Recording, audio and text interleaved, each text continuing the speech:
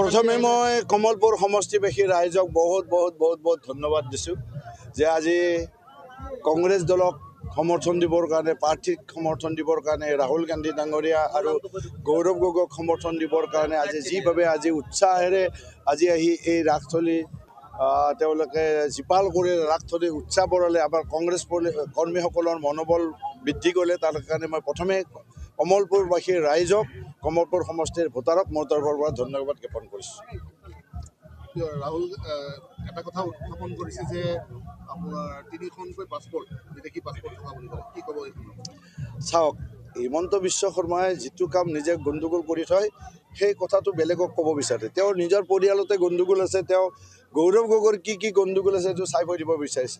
আজি এবছৰ ধৰি গৌৰৱ গগৈক পাকিস্তানী এজেণ্ট ৱাইফৰ অমুকৰ পাছপৰ্ট তমুকৰ পাছপৰ্ট এইবিলাক কৈ ফুৰিলে, কিন্তু তেওঁৰ ঘৰতে যে বেজৰ নখতে খৰ বুলি কয়, তেওঁৰ নিজৰ খৰ টুকুৰাৰ আগতে ঔষধ নলগোৱাকৈ বেলেগৰ তেওঁ বেজালি কৰিব গৈছে, অতি দুৰ্ভাগ্যজনক কথা।